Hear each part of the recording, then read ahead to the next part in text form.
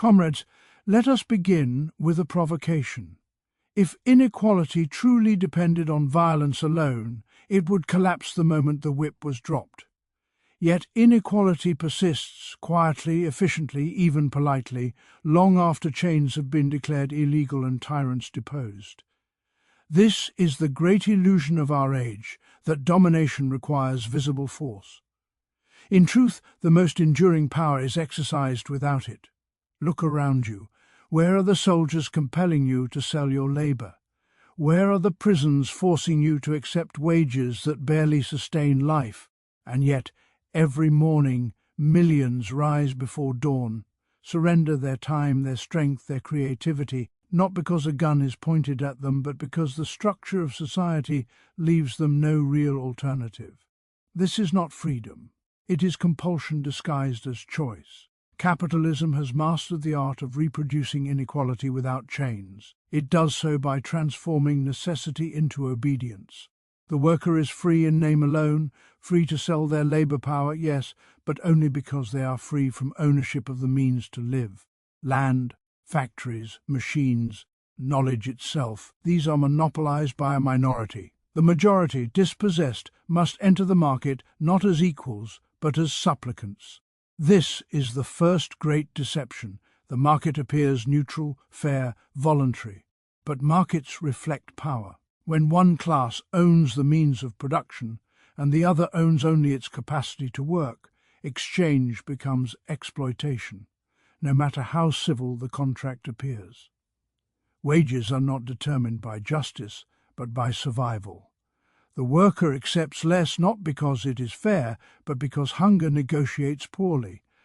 Inequality is reproduced not through constant coercion, but through routine, through habits that feel natural, through institutions that present themselves as eternal. Children are taught early to obey clocks, not curiosity, to measure their worth in productivity, not humanity. Education trains them not to question the system, but to fit into it. Thus, ideology does what violence once did. It disciplines the mind before the body ever resists. The ruling ideas of every age are the ideas of its ruling class. This is not a conspiracy. It is a consequence of control. Those who own material production also dominate intellectual production. They define success, morality, and common sense. Poverty is explained as personal failure. Wealth is celebrated as virtue. Exploitation disappears behind words like opportunity, growth, and efficiency. In this fog of language, injustice becomes invisible. Even crisis serves capital. When wages fall, we are told to tighten our belts. When jobs vanish, we are told to reskill. When profits soar, we are told this is good for everyone. The system fails upward.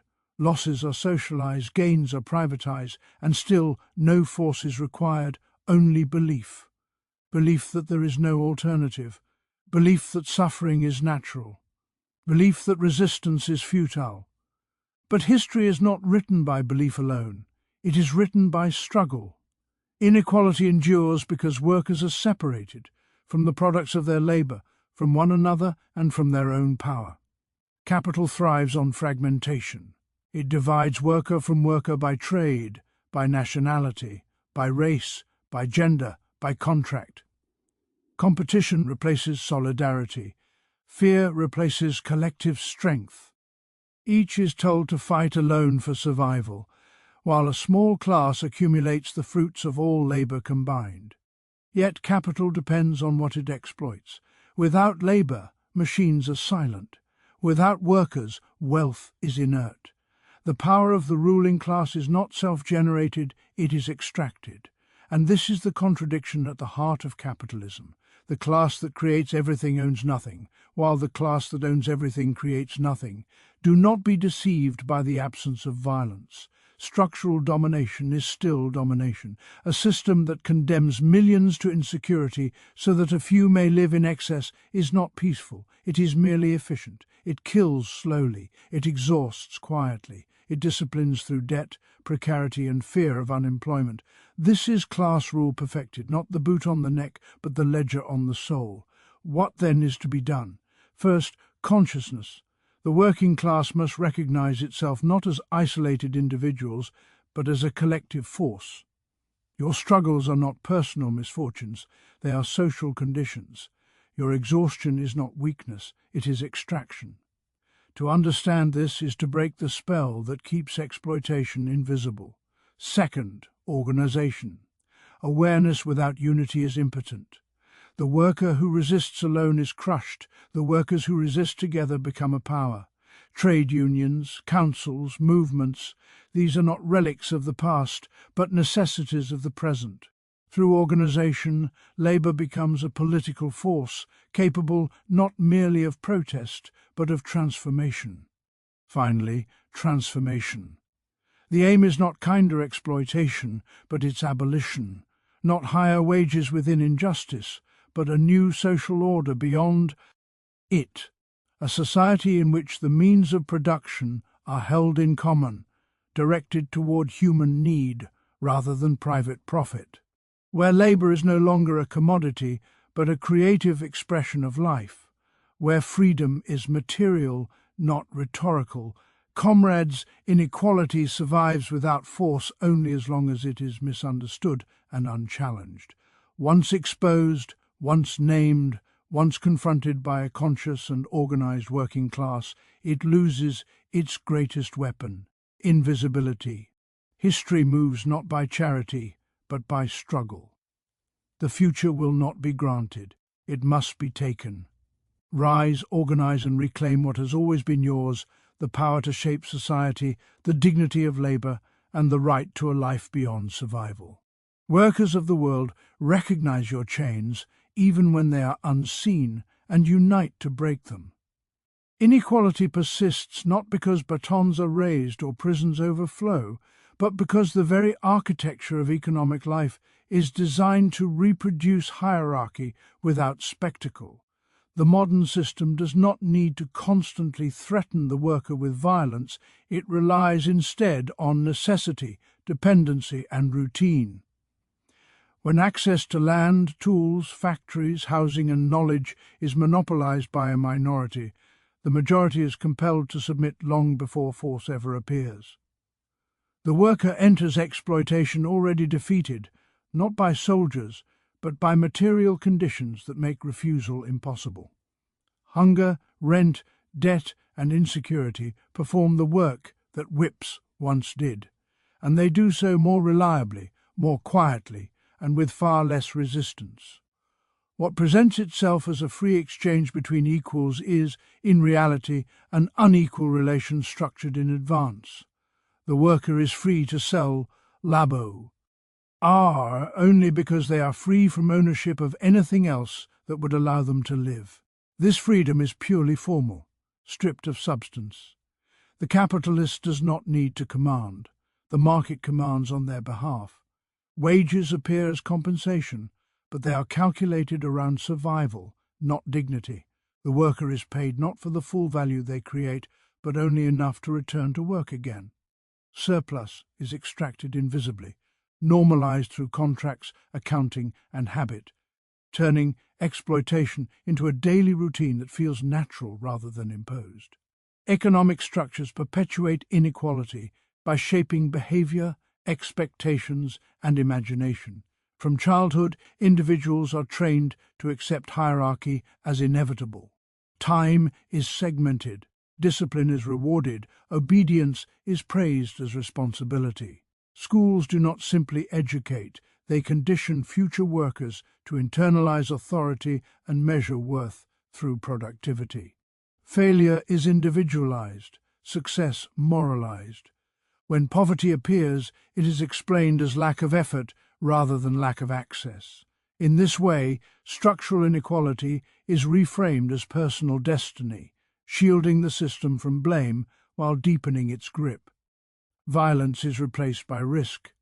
The threat is no longer immediate punishment, topics but exclusion, exclusion from employment, healthcare, housing, and social recognition. Precarity becomes the primary instrument of control. A worker who fears unemployment will accept longer hours, lower pay, and harsher conditions without protest. Debt binds the present to the future. ensuring compliance today in exchange for survival tomorrow. This is domination without chains, coercion without visible coercers, power exercised through spreadsheets rather than swords. The state, rather than standing outside this process, stabilizes it. Laws protect property far more rigorously than people.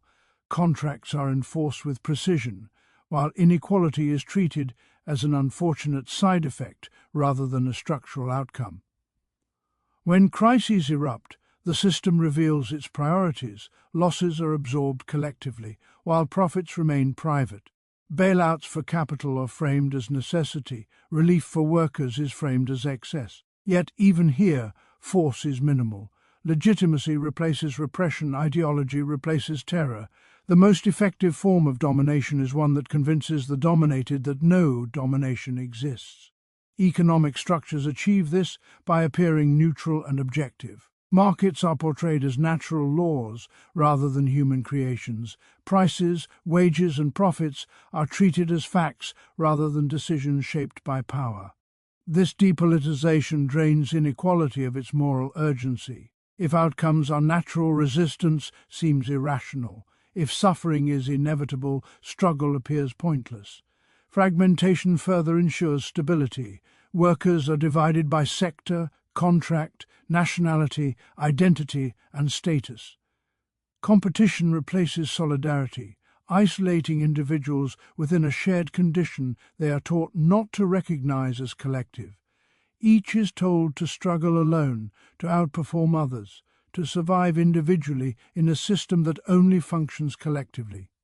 In this isolation, inequality reproduces itself effortlessly because resistance never consolidates into force. Thus, inequality endures not through constant repression, but through economic arrangements that make exploitation appear voluntary, hierarchy appear reasonable, and resistance appear futile, embedding domination into the everyday rhythms of life, into the very act of working, consuming, and surviving within a system that renews itself each day through participation that is compelled not by fear of punishment, but by the absence of any viable alternative within the prevailing mode of production and social organization where necessity governs choice and power hides behind normality. Capitalism transforms the basic requirements of human survival into instruments of discipline, converting necessity into obedience with remarkable efficiency. Food, shelter, healthcare, and security are not guaranteed as social rights, but mediated through the market, making access to life itself conditional. To live, one must earn; to earn, one must submit to the terms dictated by those who control employment and resources. This submission is not enforced primarily by threat, but by the quiet pressure of need. When survival depends on wages, obedience becomes rational, even unavoidable, and resistance begins to feel like self-destruction rather than defiance. The worker does not wake each day driven by loyalty to capital, but by the knowledge that rent is due, that hunger waits, that medical care has a price. These necessities create a permanent state of vulnerability. Capital does not need to demand obedience, it is offered preemptively. Long hours, unsafe conditions, stagnant wages, and eroded dignity are endured not because they are accepted as just, but because refusal carries immediate material consequences. The system functions by narrowing choices until submission appears as the only reasonable option, turning coercion into common sense. This obedience is reinforced by the illusion of freedom. Workers are told they are free to choose their employer, free to negotiate, free to leave, but choice among constraints is not freedom in any meaningful sense. When all options lead back to selling labor under conditions set by capital, freedom becomes a formal abstraction. The necessity to work under capitalism is not the natural need to create and contribute, but the imposed need to sell one's labor power in order to survive. This distinction is crucial because it reveals how compulsion is embedded in the structure itself rather than imposed externally. Capitalism excels at disguising this compulsion by individualizing responsibility. If one struggles, it is framed as personal failure. If one succeeds, it is celebrated as merit. Structural necessity disappears behind narratives of effort and ambition. The worker who obeys is praised as disciplined and professional. The worker who resists is labeled ungrateful or unrealistic. In this way, obedience is moralized, while dissent is stigmatized, further internalizing control. The system does not merely command behavior, it shapes values, teaching people to equate submission with maturity and endurance with virtue. Debt deepens this obedience by extending necessity into the future. Loans for education, housing and healthcare bind workers to years of repayment, ensuring long-term compliance. The future is mortgaged in advance, making risk-intolerable rebellion unthinkable. A worker burdened by debt cannot afford interruption. Even dissatisfaction must be postponed. Capitalism thus colonizes time itself, transforming future labor into a guarantee against present resistance. Precarity intensifies this dynamic. Temporary contracts, gig work, and unstable employment keep workers in a constant state of uncertainty. This instability is not a flaw, but a feature. Fear of replacement disciplines behavior more effectively than direct supervision. The possibility of unemployment hovers silently over every decision, ensuring compliance without orders. When workers compete for survival, solidarity erodes and obedience becomes individualized rather than collective. The state plays a crucial role in sustaining this transformation of necessity into obedience. Legal frameworks protect property rights with precision, while labor protections are weakened in the name of flexibility. Social safety nets are reduced or conditional, ensuring that the market remains the primary gatekeeper of survival. Assistance is framed as charity rather than entitlement, reinforcing the idea that dependence on wages is natural and unavoidable. Even when force is present, it appears as enforcement of neutrality rather than class power. Ideology completes the process. The language of opportunity, efficiency, and growth masks the reality of dependence. Work is presented not as obligation but as identity. To question the system is to be accused of laziness or ingratitude. Obedience is no longer experienced as submission but as participation in a supposedly fair and inevitable order.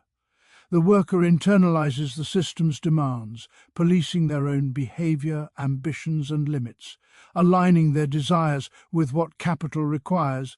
In this way, capitalism does not simply exploit labor, it reshapes the conditions under which life is lived. Necessity becomes the invisible hand that guides behavior, disciplines bodies, and silences resistance.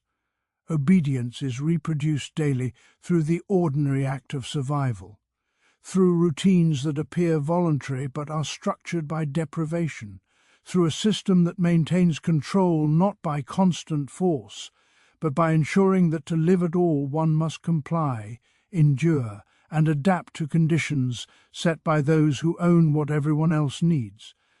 Ideology functions as the most refined instrument of domination, not by denying exploitation, but by rendering it normal, reasonable, and even desirable.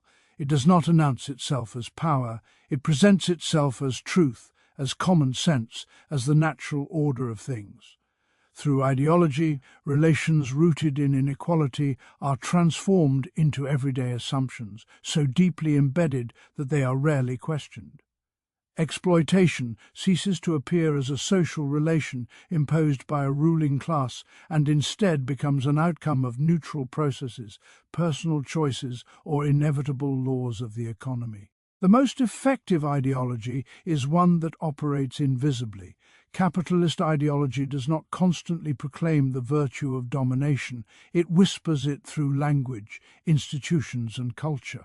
Work is framed as opportunity rather than necessity. Obedience is framed as professionalism. Submission to authority is reframed as responsibility. The worker is taught not to see exploitation, but to see a job, not to see surplus extraction, but a paycheck, not to see class power, but a contract freely signed. In this way, exploitation is not abolished, but disguised beneath the appearance of fairness. Ideology individualizes what is struck. Tural. When workers struggle, they are told to improve themselves, to work harder, to adapt. Poverty is explained as a lack of discipline or skill, while wealth is celebrated as intelligence and effort. The system itself disappears from view, replaced by moral judgments about individuals. This shift is essential to the maintenance of class power, because it redirects anger away from social relations and inward toward the self, or sideways toward other workers. As long as exploitation is interpreted as personal failure, collective resistance never materializes. Class power is further hidden by presenting the interests of the ruling class as the interests of society as a whole. Economic growth, profit, and competitiveness are portrayed as universal goods, even when their benefits flow upward while their costs are distributed downward. When wages are suppressed, it is said to protect the economy. When workers are dismissed, it is said to ensure efficiency. When public resources are privatized, it is said to promote innovation. In each case, class interests are masked as necessity, and opposition is framed as irrational or dangerous. The language of neutrality plays a central role in this concealment. Markets are described as objective mechanisms rather than arenas of power. Prices appear as facts rather than outcomes of struggle. Decisions made by owners and investors are treated as technical requirements, while the needs of workers are dismissed as emotional or unrealistic. By stripping economic relations of their political character, ideology removes them from democratic challenge, placing them beyond debate while presenting them as unavoidable realities. Institutions reinforce this ideological framework. Education teaches compliance with hierarchy long before individuals encounter it in the workplace. Media celebrates success stories while obscuring systemic patterns. Law protects property with moral authority while treating inequality as accidental. Even language itself is shaped to normalize exploitation. Layoffs become restructuring, insecurity becomes flexibility, exhaustion becomes dedication. Through repetition, these terms reshape perception, making exploitation not only tolerable, but expected. Ideology also fractures the working class by encouraging identification with capital rather than with one another. Workers are invited to see themselves as future owners, entrepreneurs, or investors, even when material conditions make such transitions nearly impossible. This aspirational identification weakens solidarity, replacing collective identity with competitive fantasy. Instead of recognizing shared exploitation, workers are encouraged to compete for proximity to power, hoping to escape their class rather than abolish it. Perhaps the most powerful function of ideology is its ability to present the existing order as eternal. Capitalism is depicted not as a historical system with a beginning and therefore an end, but as the natural culmination of human development. Alternatives are dismissed as naive, dangerous, or impossible. In this atmosphere, imagination itself is disciplined. To question the system is to appear unrealistic. To demand transformation is to be labeled extreme. Ideology thus limits not only action but thought, ensuring that exploitation continues not because it is loved, but because it is perceived as the only option. By normalizing exploitation and concealing class power, ideology allows domination to reproduce itself without constant force. Workers participate daily in a system that diminishes them, not because they consent freely, but because their understanding of reality has been shaped to make exploitation appear normal, authority appear legitimate, and resistance appear futile, embedding class rule within beliefs, habits, and perceptions that feel natural, while quietly serving the interests of those who benefit most from the existing order. Division among workers is not an accident of history or a cultural misunderstanding. It is a material strategy that sustains ruling class dominance by preventing collective power from forming. Capital does not rule solely through ownership of factories, land, and finance, but through the fragmentation of those whose labor gives these assets value. When workers are separated from one another, they experience exploitation as isolated individuals rather than as a shared condition, and this isolation weakens resistance more effectively than repression ever could. Capitalism organizes labor in ways that encourage competition instead of solidarity. Workers are divided by occupation, skill level, contract type, and employment status. Permanent workers are set against temporary ones, unionized against non-unionized, formal against informal. Each group is told its interests are different, even when all are subjected to the same system of extraction. This fragmentation ensures that grievances remain localized, preventing them from coalescing into a unified challenge to class power. A divided workforce negotiates from weakness, while capital negotiates as a unified class. National borders are used to deepen this division. Workers are encouraged to see one another as foreigners rather than comrades, as competitors for jobs rather than allies against exploitation. Migrant workers are blamed for declining wages and job insecurity, while the structural causes remain untouched. This manufactured hostility deflects anger away from those who benefit from cheap labor and toward those who suffer alongside it.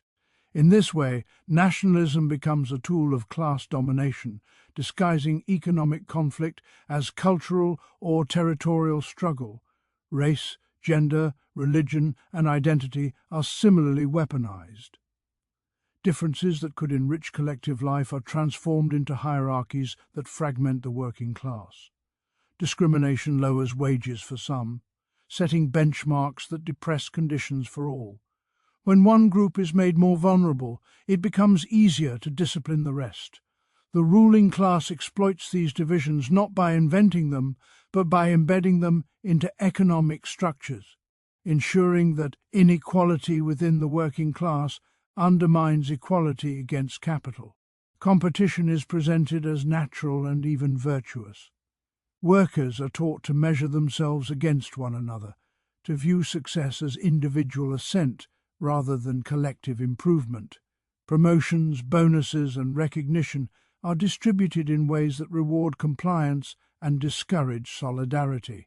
Fear of replacement becomes a constant pressure, transforming co-workers into rivals. In such conditions, trust erodes and collective action feels risky. Capital benefits from this mistrust, as divided workers are easier to manage, discipline, and replace. Ideology reinforces these divisions by celebrating individualism and blaming collective struggle for instability. Workers who organize are portrayed as disruptive, while those who endure quietly are praised as responsible. Strikes are framed as selfish, unions as outdated, solidarity as unrealistic. The narrative suggests that progress comes from personal effort, not collective resistance. This ideological framing isolates dissenters and discourages unity, allowing exploitation to continue under the guise of personal choice and merit. Even resistance is fragmented. Workers may protest conditions in one workplace, one sector, or one region, while remaining disconnected from others facing similar exploitation. Without coordination, struggles are contained and neutralized. Capital can concede small reforms in isolated cases while preserving the overall structure of domination. Fragmented resistance exhausts itself, while unified resistance threatens the system itself. The ruling class, by contrast, understands the value of unity. Owners, investors, and political elites coordinate across industries and borders. They share strategies, protect common interests, and act collectively to defend property and profit. Their unity is structural, reinforced by institutions, laws, and shared ideology. The imbalance is clear, a unified ruling class confronting a divided working class. Division also obscures the source of power. When workers blame one another for declining conditions, the role of capital disappears from view. Conflict is redirected horizontally rather than vertically. Anger that could challenge ownership and control is dissipated in internal disputes. This misdirection is essential to the survival of the system because it ensures that exploitation continues without being confronted as a class relation. Only through unity does the working class become a historical force. Division keeps workers trapped in immediate survival, unable to recognize their collective strength. As long as fragmentation persists, ruling class dominance remains secure, not because it is invincible, but because those with the power to challenge it are kept apart, struggling separately within a system that thrives on their isolation, competition, and mistrust, renewing its authority each day through divisions that appear natural while serving the interests of those who rule. Consciousness and collective organization are not abstract ideals, but material necessities arising from the conditions of exploitation themselves. Without consciousness, oppression is experienced only as personal suffering, fragmented and misunderstood. The worker feels exhaustion, insecurity and anxiety, but cannot yet see their origin in social relations. Consciousness transforms this confusion into clarity. It reveals that what appears as individual failure is in fact a collective condition, that misery is not accidental but produced, that inequality is structured and maintained. To become conscious is not merely to know, but to recognize oneself as part of a class whose position in society is defined by its relation to production and power. This consciousness does not emerge spontaneously from hardship alone. Exploitation can brutalize as easily as it can enlighten.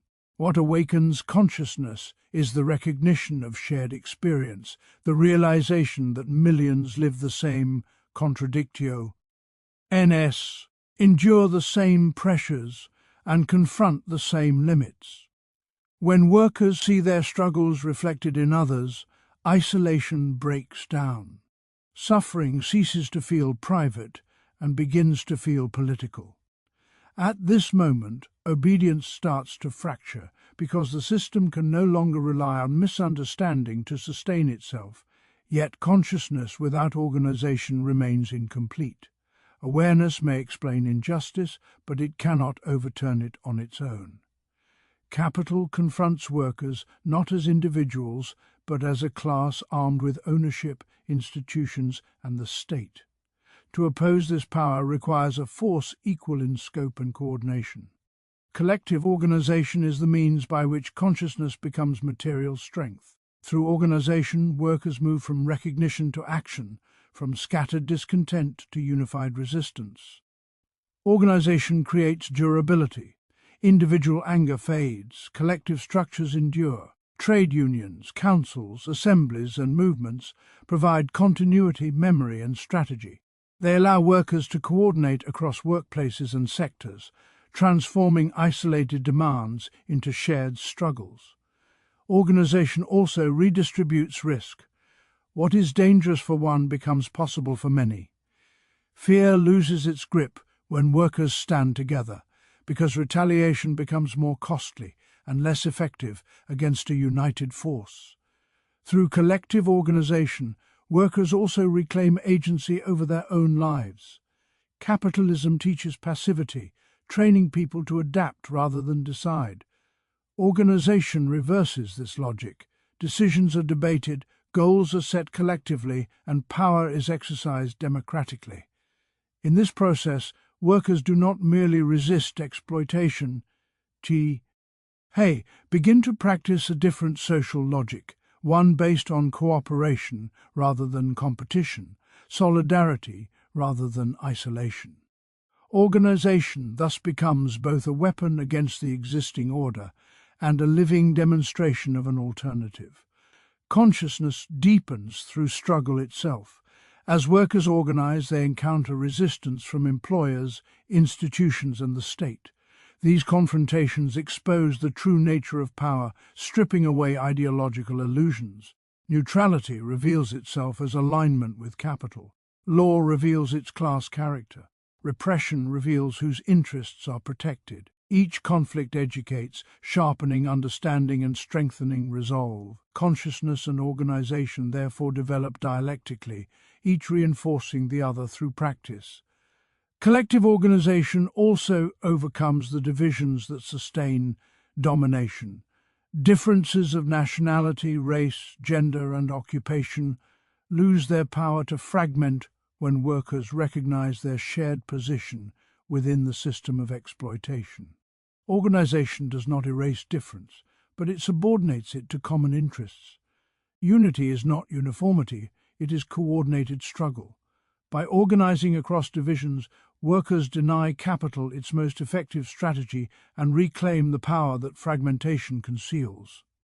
Liberation cannot be granted from above, nor achieved through isolated acts of resistance. It arises when the working class recognizes itself as a historical force capable of transforming society. Consciousness provides direction, organization provides capacity. Together, they turn necessity into choice and submission into action.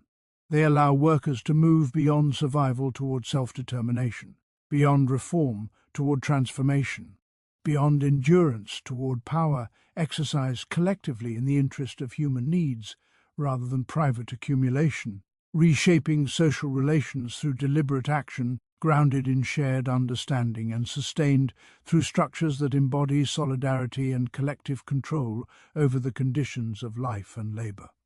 Comrades, the truth now stands exposed. Inequality is not an accident, not a moral failure, and not the result of insufficient kindness from those in power. It is a system reproduced daily through economic necessity, ideological deception, and deliberate division. It survives not because it is just, but because it is organized. And what is organized can be challenged only by something stronger, clearer, and more unified. The same structures that compel obedience reveal the source of power when they are understood collectively. The same labor that sustains domination contains within it the capacity to dismantle it. History does not move forward through patience or hope alone. It moves when consciousness becomes collective and organization becomes force. The working class has nothing to gain from illusion and nothing to lose from clarity. When workers recognize their shared condition, reject imposed divisions, and act together with purpose, the foundations of domination begin to crack. Liberation is not a gift to be received, but a social relation to be created through struggle. The future belongs not to those who endure inequality, but to those who understand it, confront it, and collectively transform the world that depends on their labor to exist.